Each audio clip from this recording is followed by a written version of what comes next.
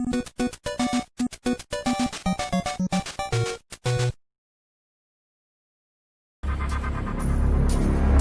Man. Hell yeah.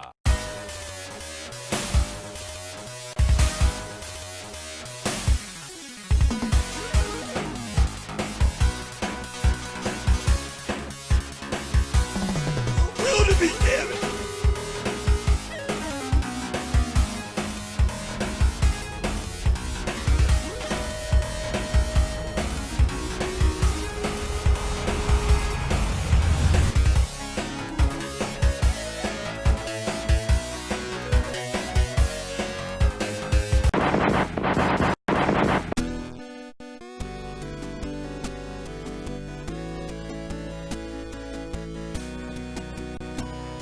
Hibiki Highspots, we are back. It's been a minute. My God, what a year. What a shitty year, but what a way to come back.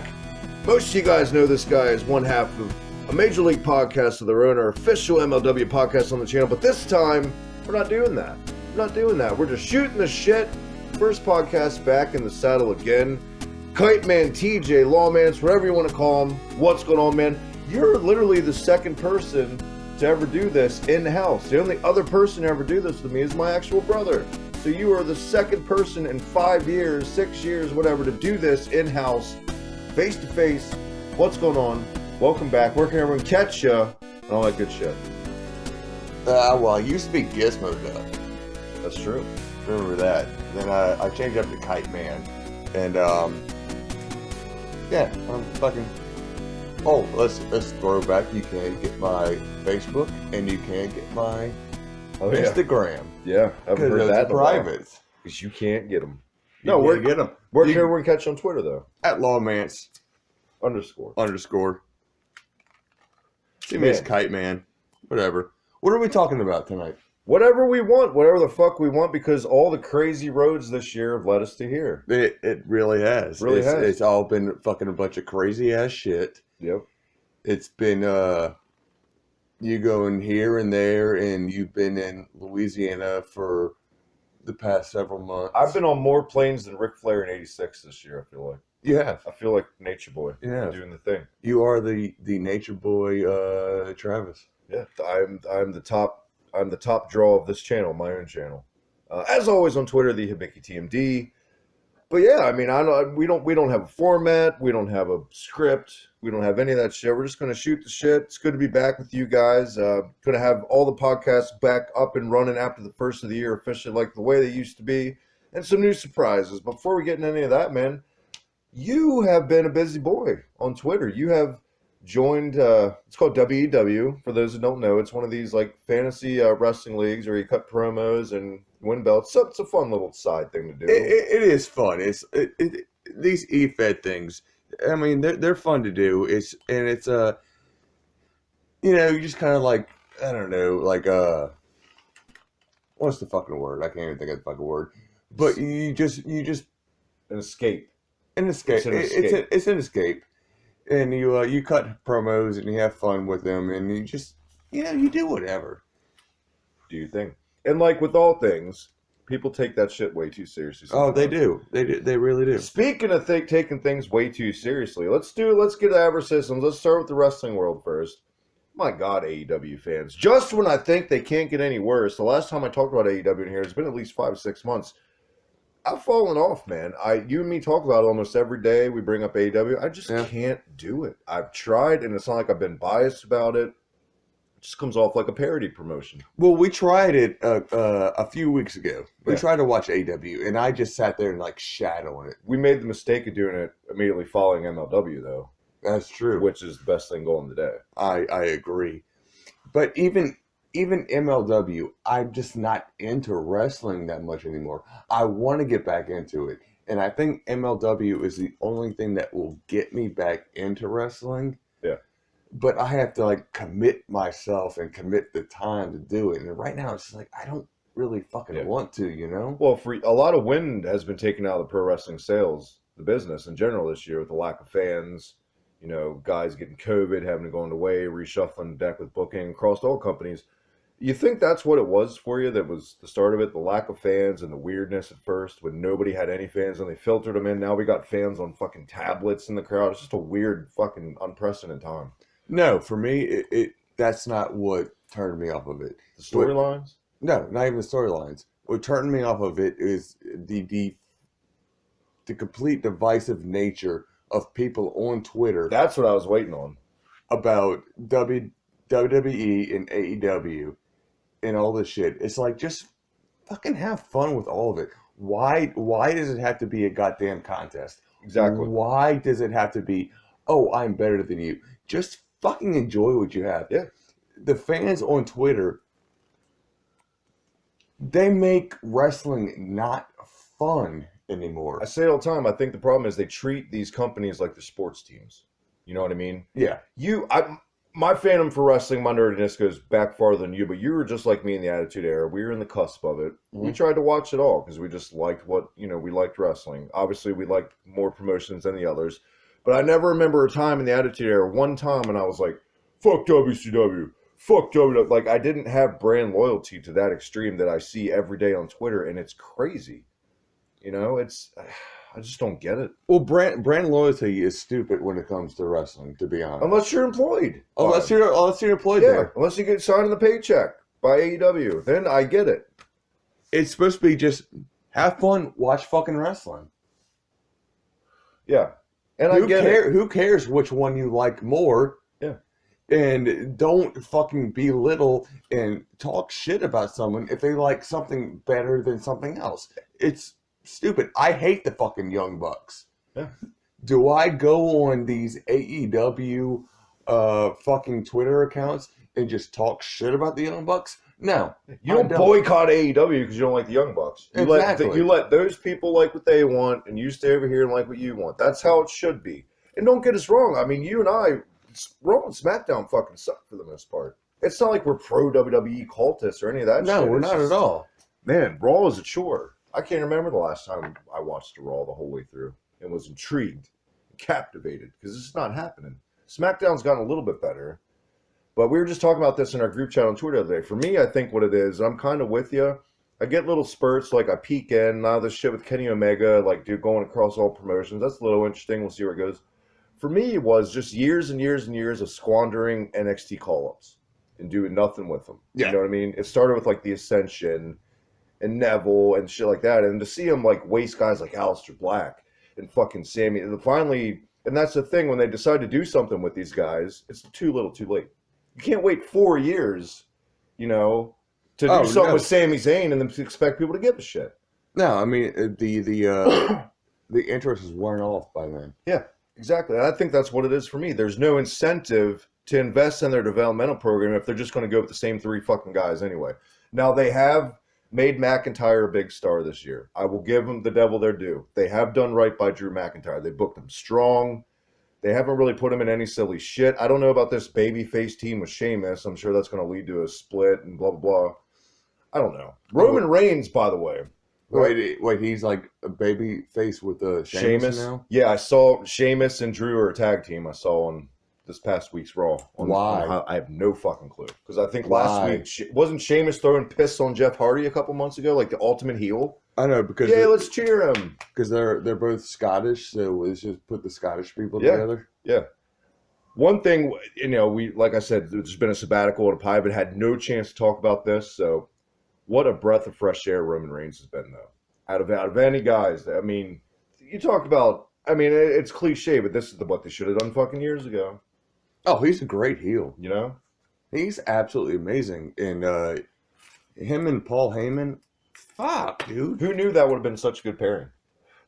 You know what I mean?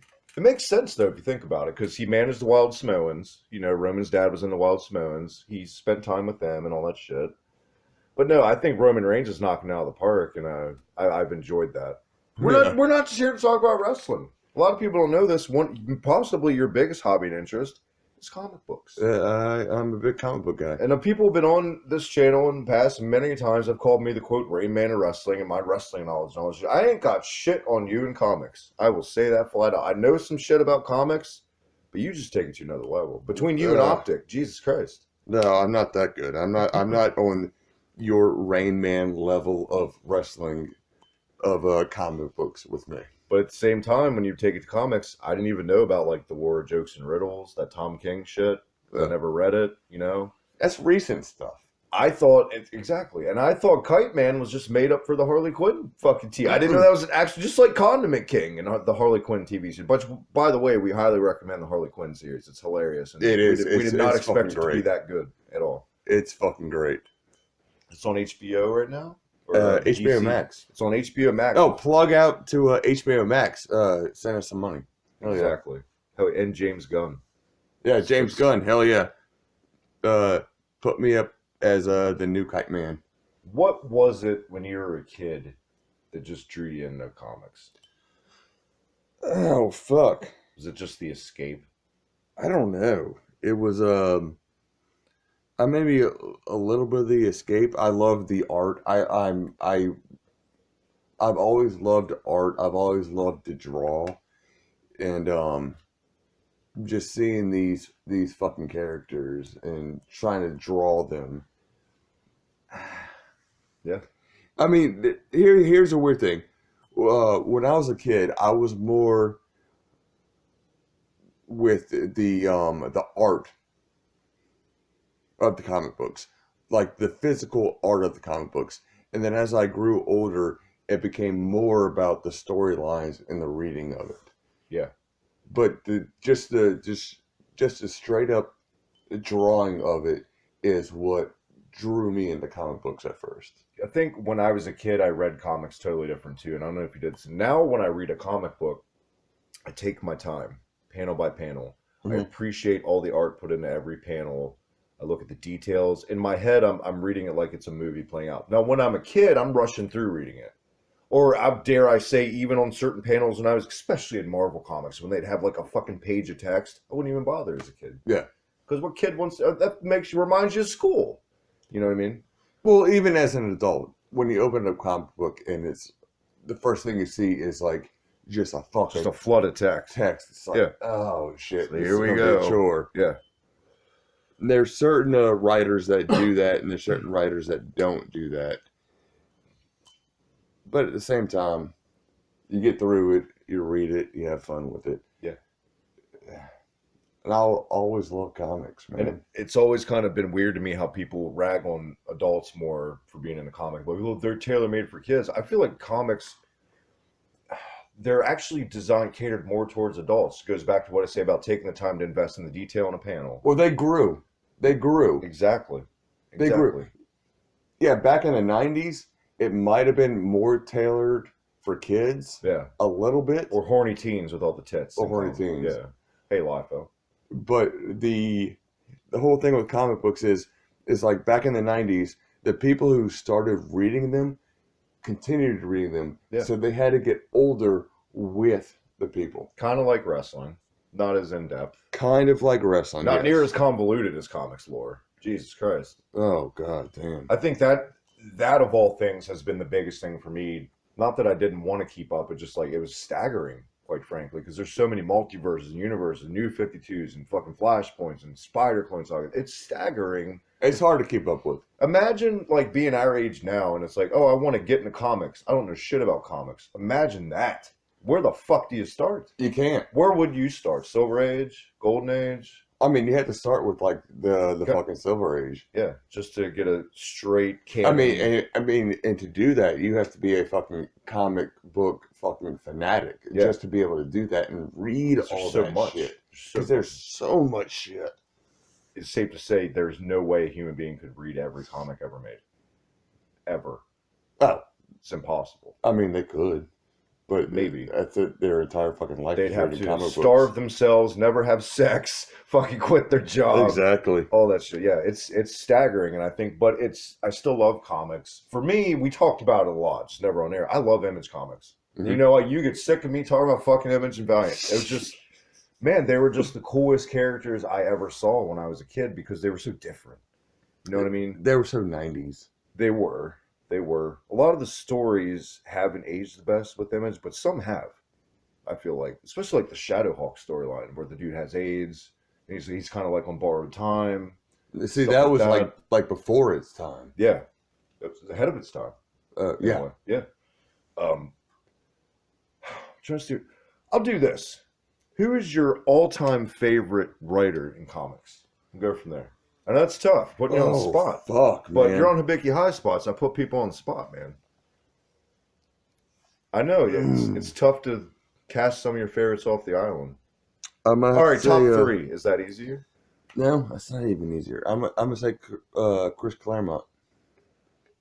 Who is your least favorite comic book writer of all time? I know. There's some brutal ones. How about a comic guy a writer that took the reins of a series you loved and just shit the bed with it and it infuriated you? Nick Spencer. Nick Spencer? What was his deal and why? What was it? He started. He took over Spider-Man, and he made it all super political. I think that's what you tell me a lot. That's your biggest problem with modern comics. A lot of times is the political bullshit they like to throw in there. It's unneeded. It's unneeded. It's like I just want to. I want to read a comic and I want to escape from the political bullshit. If you want that, then you just watch the news. Yeah. You know. Now, once in a while, I feel like it's okay to do that. Well, I mean, comic books for as long as they've been around, there have been they cherry picked when to do that. No, not even cherry picked. It's always been political. Yeah. But they hide it in a way to where it's not in your fucking face. Yeah. Writers like Nick Spencer throw it in your fucking face that this. I don't want to hear about your fucking politics, dude. I want to read a fucking fun ass Spider-Man comic book. Yeah.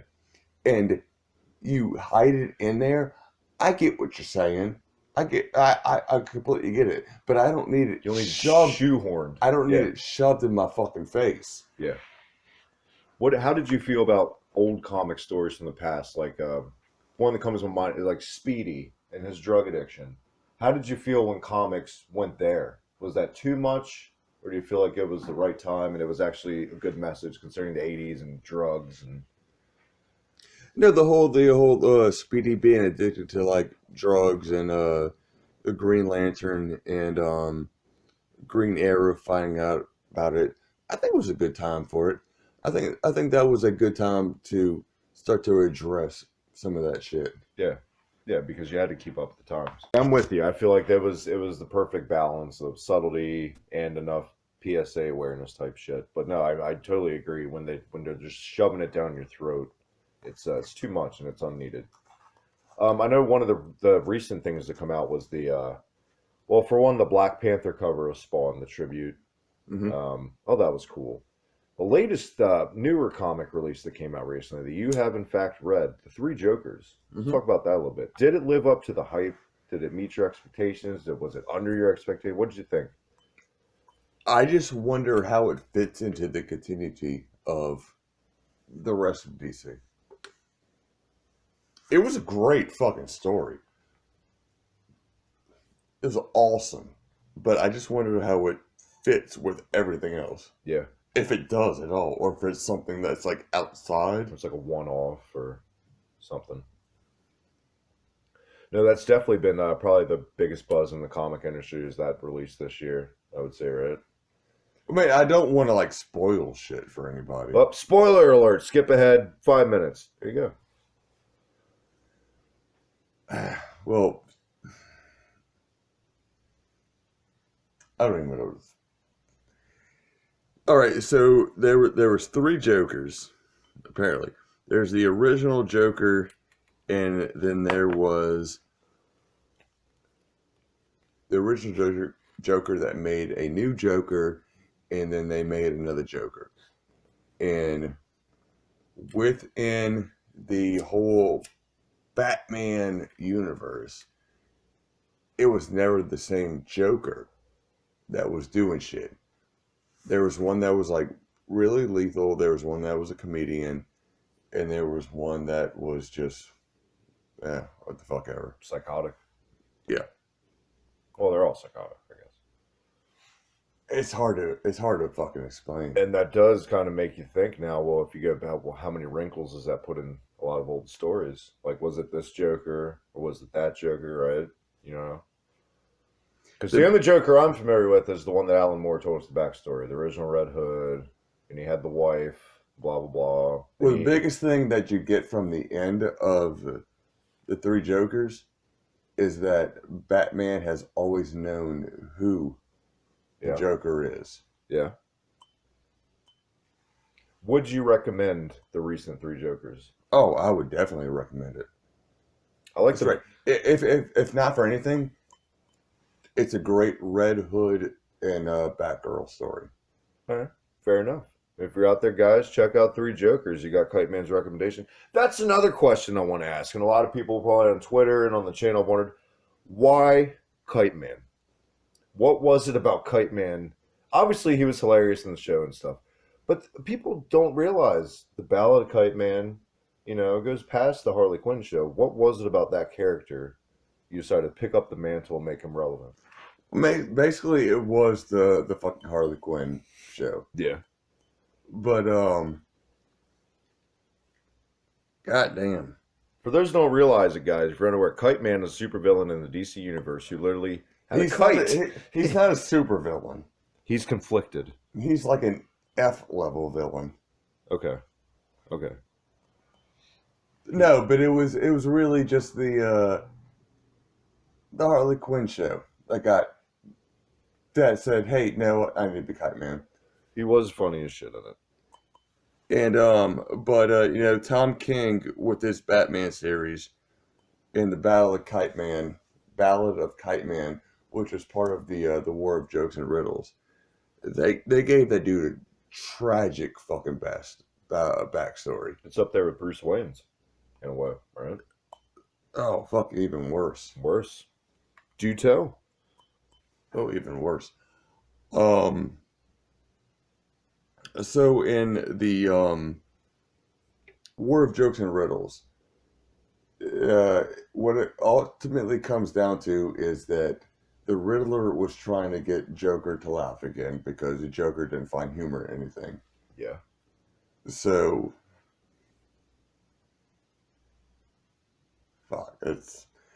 so the Riddler fucked with this dude. For real, his name is Charles Brown. Yeah. Chuck Brown. Charlie Brown. Yeah. Like the singer and the cartoon character. It's based about the cartoon character. And his whole plot was to turn this dude into a villain to go against Joker or be with Joker and then turn against him. Yeah. And so what he did was he poisoned his the kite string that his son was flying the kite with and killed him. Yeah. And it kind of turned Kite Man into, I need to do something. A poisoned kite string. Holy shit. I've heard it all. Now, did the poison seep through his pores when he was holding the string? I don't know, but it was the whole thing that he was estranged from his wife, and he's just trying to be a good man. And then his son dies because of the Riddler. Yeah. And that's what drove him to a life of crime. That's what drove him to a life of crime. And that the Riddler was trying to do that to get the Joker to laugh by killing a kid. No, trying to turn some fucking nobody into a fucking nobody villain was what trying to get Joker like a parody villain to make Joker laugh. Gotcha. And all Kite Man did was get his ass fucking kicked by Batman repeatedly. Right. And get berated by the Joker and get berated by Riddler. But Kite Man did not die, correct? No, he's alive and well. All right. So, do you think that there will ever be any more Kite Man stories in comics? You think what else do you do with them? If I ever got the opportunity to write them, yeah, there would be. Yeah. Do you think any writer would even bother at this point? No. He's just so D-squad that whatever. Or do you think Tom King did it well enough where it's not even needed? Well, the thing is, there's so much more that you can do with that character. Yeah. Yeah. With his established backstory right now, and just doing shit with him, like, trying to be a good guy or whatever, because him and Bruce Wayne actually became friends. Did Kite Man know that the Riddler killed his son? Yes. So maybe that's something you could springboard off of into a redemption arc story. Turn him babyface. But they're not going to do that. I mean, it's Kite Man. Why do that when we could just milk the same fucking Spider-Man stories over and over? Or fucking, Joker does shit, and then Joker does something. Why do that when we could make a terrible series called Death Metal, apparently, that you said's awful? God damn Death Metal. Now, as a kid, were you, now not adult TJ, but kid TJ, were you Marvel or DC? I was Marvel. Just because, me too, and I think it's just because, obviously, the characters, they were cooler, and they had a darker tone in their design. But the older I got, DC became my bag. Oh, yeah. The stories don't even compare, Well, as a kid, X-Men was my jam. Yeah. X-Men was all I fucking cared about. That was the catalyst for your comic love, was X-Men. Oh, yeah. Oh, yeah, definitely. The X-Men cartoon was my catalyst for... just comics in general. For comics in general. That was like one of the fucking greatest cartoons I ever saw. Yeah. I think people that say that Marvel has better stories than DC obviously aren't reading the books. No, they're not. I will say this. I feel like Marvel movies are better than DC, but DC animated is better than Marvel animated. It's like flipped. I will say that DC movies are better. You think so? Yeah. I know. Well, you hate the Avengers. And I like some of the Avengers movies. I think by the end they got Lord of the Rings long and it was fucking unneeded. And it was too much. But man, I don't know. Like, I've seen some terrible fucking DC movies. I did not like Batman vs. Superman. I liked Batman. I know. I was about to say, I know you like that I movie. loved that movie. I thought that movie was great. I think that movie set up a lot of shit. What'd you think of Justice League? Did you like it? I did. I would like it a lot better, and I will like it a lot better once I see the Zack Snyder cut. There he is. Because Joss Whedon fucked that movie up. Yeah. Wonder Woman was decent. I liked Wonder Woman. That was a good movie. I don't even have I don't even know how I feel about Aquaman. I kind of just watched it, and I didn't really love or hate it. I was kind of like, eh. I enjoyed it. It was what it was. What's the worst comic movie you've ever seen? And I know that covers a lot of ground. Oh, shit. Like, how about a comic movie, if it's brought up, it just infuriates you? It's that bad. And it's that off the mark from what the comic was. Oh, my God. I don't even know. For me, I did not like Suicide Squad. I like Suicide Squad. I just hated what they did with the Joker. What they did Joker was terrible. Fucking awful. I loved goddamn Margot Robbie? Captain Boomerang in that movie. Yeah. He was great. I think Margot Robbie's done a pretty decent job as Harley Quinn. Whatever. I mean, it could be worse, I guess. They could have cast like Meg Ryan or somebody awful.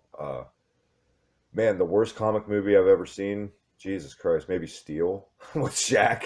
Remember that shit? Does that qualify? Dude, that movie's so bad, I never fucking watched it. There you go. But that would qualify, right? That counts as a comic movie. Qualify? Yeah. No, that definitely qualifies as a comic movie. Yeah. But worst comic book movie? Holy fucking shit. Maybe we'll come back to that. Maybe we'll do an easier one. What's your favorite comic movie ever made? Because I got two. For me, just because it was so goddamn close, I felt like I was reading it while it was Sin City. I don't give a fuck. I know a lot of people don't like that movie. I love Sin City. It was great. And Winter Soldier, that movie's badass. People don't talk about Winter Soldier enough. That was a good movie. I loved Winter Soldier. I know Winter Soldier is like a newer character that came around in 05. I don't give a fuck. It was good. Those are probably my two favorite. Sin City was awesome. It was. I don't get the hate. What's there to hate about that fucking movie? Wait, who hates Sin City? I've seen tons of shit online for years. In 16 fucking years, the people just trash that movie. What? I know. I think people just want to be contrary, but no, I think that movie did exactly. And I'm not the biggest goddamn Frank Miller fan, and that's for his outside of comics shit, obvious reasons. But yeah, I thought it was good. I thought it was exactly what I thought it would be. Watchmen, the extended cut of Watchmen was really good. I liked. Here's a unpopular opinion. I liked the Watchmen movie. I did too, but I like the extended cut. I like the original cut, but like with the extended, I felt like I got my money's worth with it. I didn't hate that movie. I thought Dr. Manhattan was done well. I thought the comedian was done really well in that movie. Fucking excellent. I enjoyed the Watchmen. I don't get the hate for that either. Well, here's why. Because they wanted to be a comic book adaptation.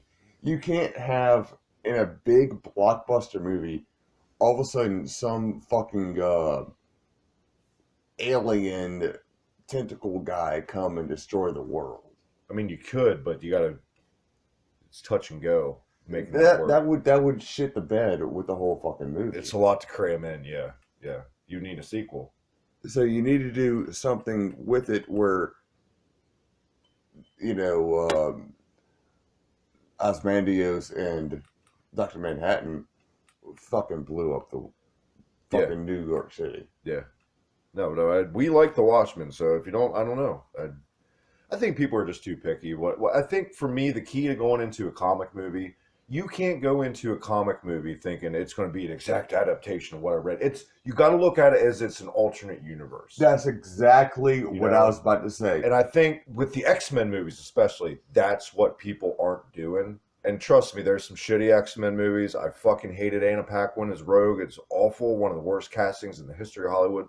But if you look at the X-Men movies as an alternate universe, keep it away. It's fine. It's not great. That's exactly the way I view these comic book movies. You have to. Or you're going to drive yourself insane with nitpicking. Oh, yeah. I mean, everybody wants it to be like, like with the X-Men movies or with the Marvel movies, it's got to be in the 616. No, it could be in like the 525. And this is how that played out. It's an alternate universe. I feel like if you want to watch a comic movie that's panel by panel exactly, then just read the fucking comic. Mm-hmm. You know what I mean? Jesus Christ, you're only cheating yourself.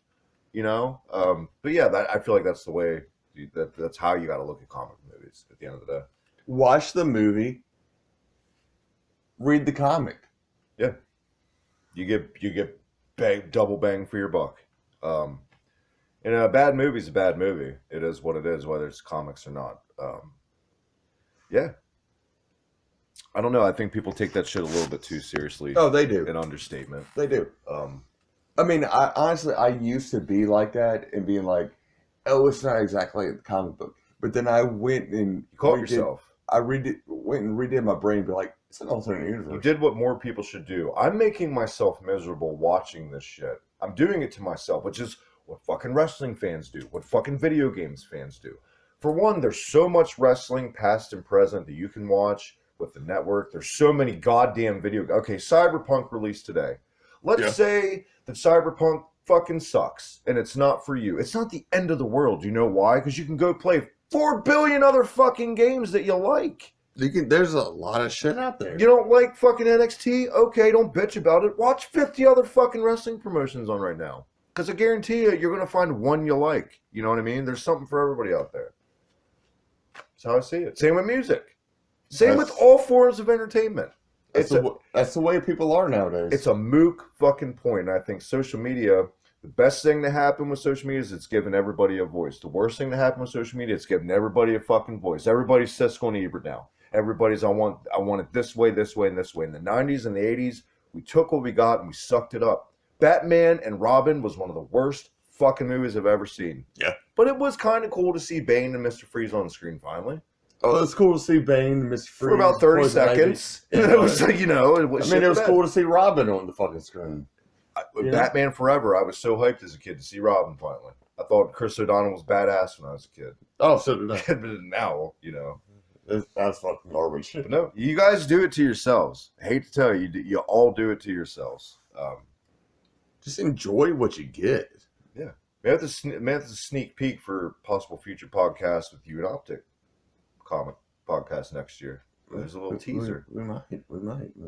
Wrestling and comics aren't our only bag. My God, it's been the summer and fall of Fortnite. You've done it. You've fallen in. You're fully addicted. You bit me by the bug, which is something I never thought I'd say. What the fuck is it, man, about Fortnite that makes us keep coming back? What the fuck is it? This is a game a year ago you and I mocked. I don't fucking Loud know. and proud. I don't fucking know. I really don't know. It just... Holy shit. When you went off for a little while from the melee, and Mello, Rob, and I were playing Fortnite, I just got fucking addicted to it. There's something about that game, and I get it, online shooters and leveling up, but that game just... They know what the fuck they're doing, especially with all these IPs they get rights to. Now the Predator's coming. You got Star Wars. You got Marvel. You got all this. I mean, Marvel's the reason I got into Fortnite because they had Marvel characters in it. Whatever they're doing it right. I feel like it's... Yes, the community's kind of garbage, but there's a mute button. We don't listen to any little kids when we play. We just listen to each other. Yeah, we just talk shit to each other and fucking play. Communities and games are what you make it. There's options, so you don't have to listen to that shit. But yeah, I never ever expected a million years on this channel I'd be giving Fortnite a thumbs up. But it's fun. I can't lie. It's a fun time. I do know this has been a good time. Oh yeah, it's been. It's good to be back. It's good to have you back. Major League podcasts of their own isn't going anywhere.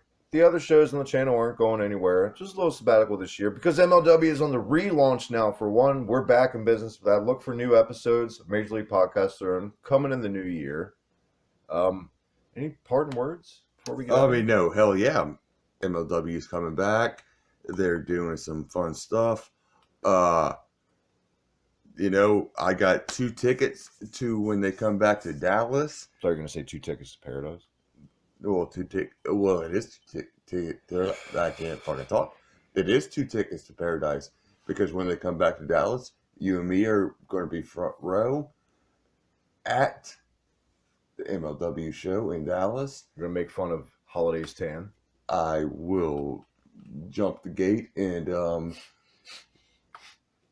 give Hammerstone a fucking DDT. Oh, they're going to say a hug? I'll give him a hug, first. then a DDT. Swerve him. I'll give him a hug first. But no, thank you guys for all your patience on the channel this year. Obviously, you know, real life sucks and all that shit, but getting the pieces back to the puzzle. Until then, you can catch me and TJ every Monday or Sunday or sporadically on Optic Decay's channel on Twitch, the Monday Night Melee with our buddy Mello, where we play all kinds of shit. Fortnite, fighting games, who knows? You know? Until then, one more time, where can everyone catch you on Twitter? Outlawmans.com. Not at Instagram. Not Not at Facebook. on Facebook. Not lawmans.com. No, yeah, you can. You got your own site now. Oh, fuck it. Big money. Lawmans_. Thank you for doing this, man. Thank you for coming on. It's good to have you. And we'll see you down the road. Major League Podcast. So one more time on Twitter at the Hibiki TMD. Hit that red button right down below. Subscribe. All the goodness, retro gaming, pro wrestling, heavy metal podcast. It feels so good to say that once again. And like I said, look for more content coming in the new year as the channel gets back on its feet. Until next time, Hibiki Highspots. See you then. Hell yeah.